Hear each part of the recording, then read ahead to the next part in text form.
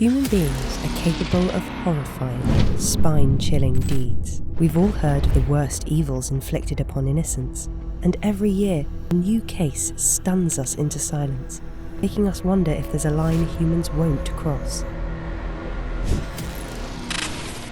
In this series, we're going to look at disturbing real-life crimes.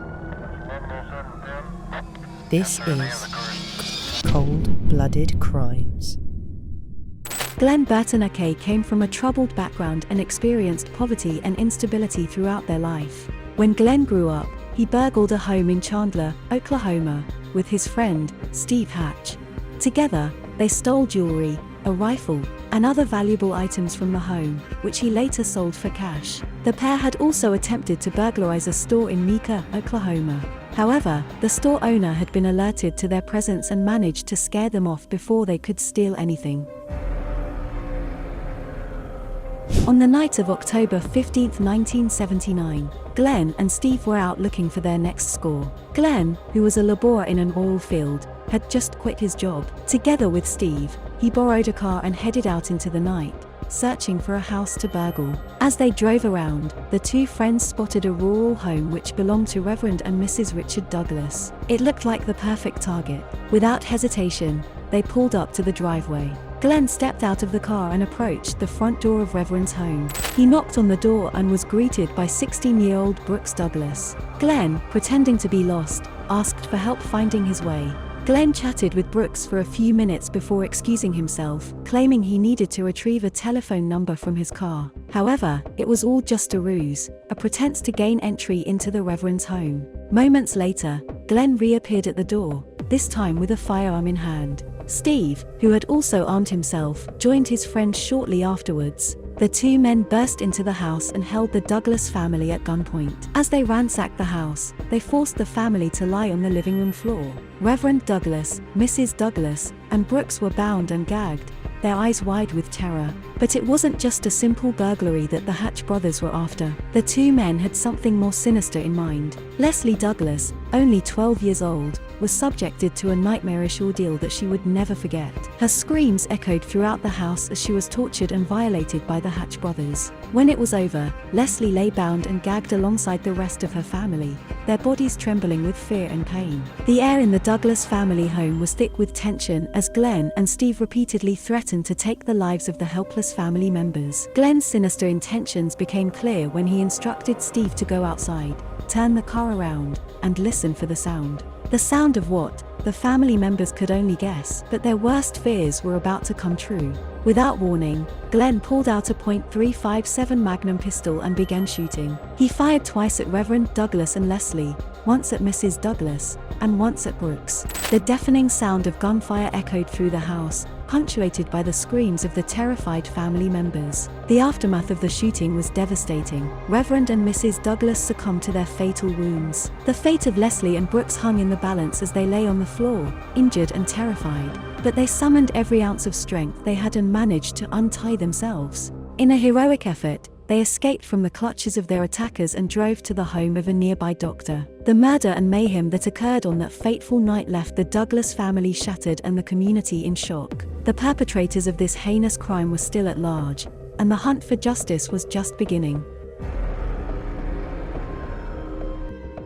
After brutally shooting the entire Douglas family and leaving them for dead, Glen and Steve made a desperate attempt to evade the authorities by fleeing to the wilds of Colorado.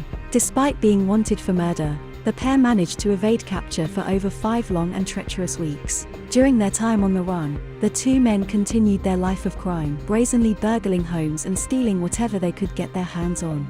In one particularly heinous instance, they broke into a home in Hardin County, Texas, and came across 2 innocent men. Without any provocation, Glen, in cold blood, mercilessly gunned down both men.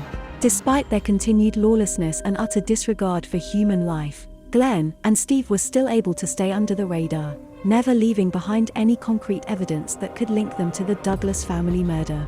But, as fate would have it, their luck eventually ran out.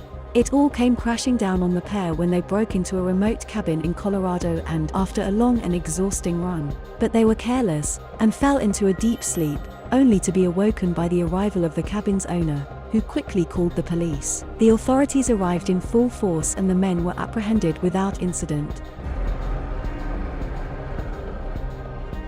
At his arraignment, Glen's behavior was so bizarre that the trial judge ordered him to be examined for competency.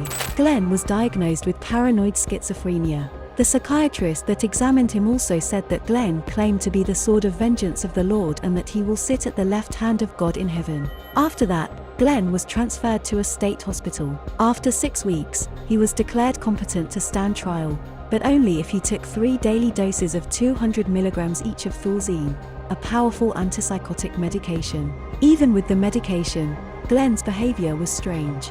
He stared vacantly ahead through the trial, and his attorney raised the defense of insanity.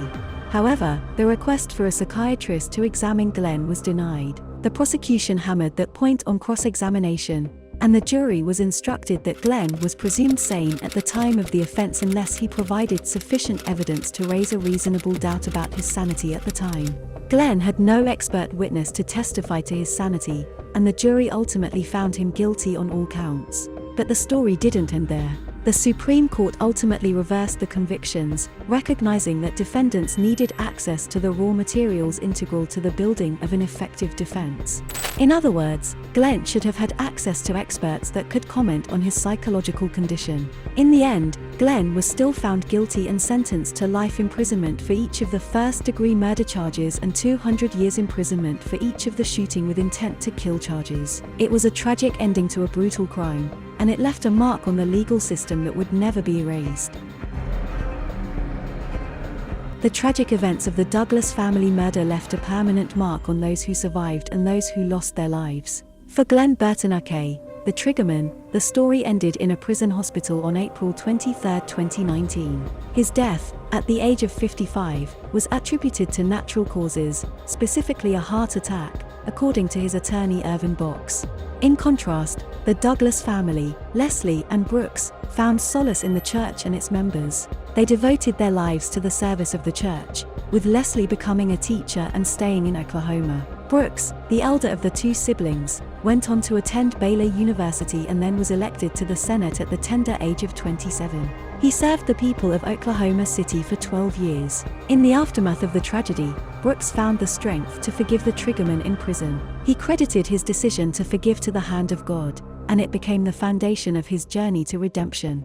He went on to participate in 2 faith-themed movies about the tragedy and his decision to forgive: Heaven's Rain in 2010 and The Amendment in 2018. However, Brooks' life journey ended in tragedy. He passed away in May 2020, at the age of 56, after a long battle with cancer. His passing left a void in the hearts of his loved ones and admirers, but his message of forgiveness and redemption continued to inspire many. What are your thoughts on this case? Share your thoughts in the comments below, and don't forget to like and subscribe for more true crime content like this.